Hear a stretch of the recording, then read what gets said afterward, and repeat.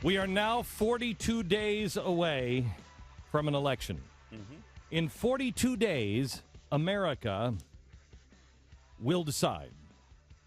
Probably the most important thing that America has decided in maybe 150 years.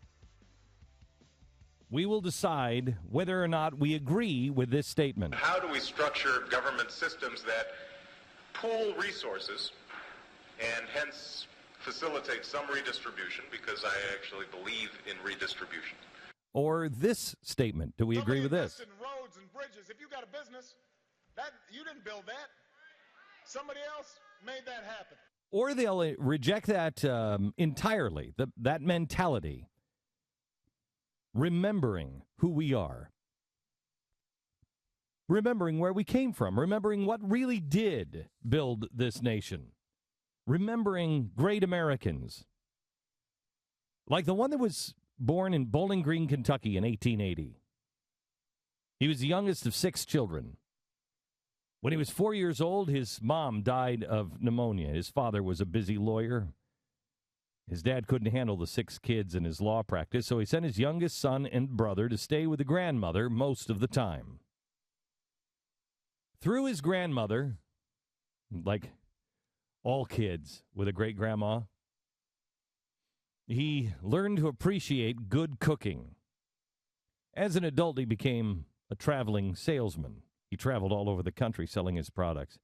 As he traveled, he kept notes on some of the places that he stopped to eat, so he'd remember the good places next time he came to town. He'd say, oh, yeah, that's right.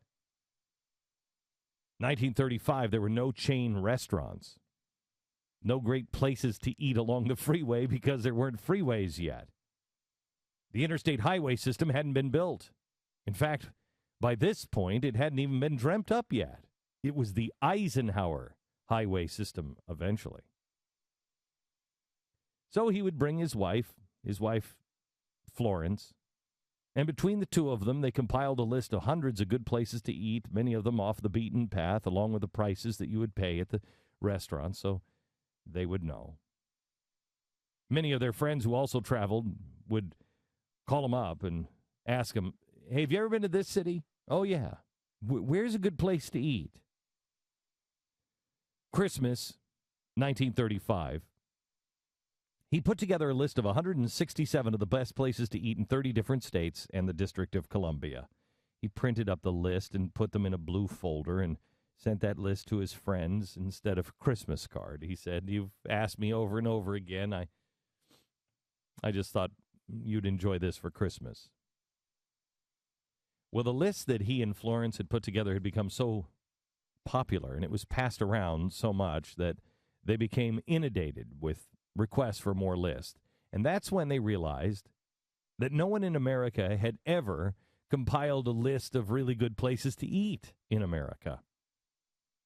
So in 1936, he wrote a book called The Adventures in Good Eating. He wrote about all kinds of places, including one in Kentucky.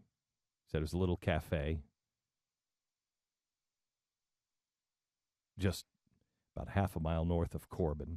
It's open all year except for Christmas, a good place to eat. He said great smokies, continuous 24-hour service, sizzling steaks, good fried chicken, hot biscuits. Dinner's about $1.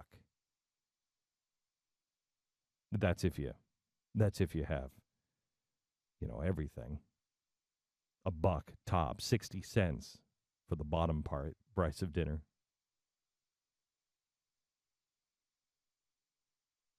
In 1952, he introduced his own bread to the world.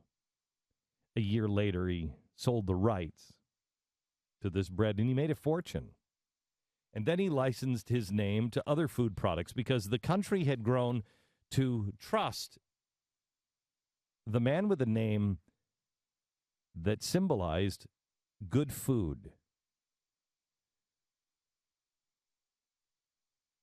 His name was Duncan Hines. Duncan Hines never baked a cake. That's not what he was famous for. I mean, as far as we know, he never baked a cake. But he just sold his name. He was a renowned food critic and author. He found a niche in America, a need that wasn't being fulfilled, and he filled it. And in doing so, in finding that on his own, he built something.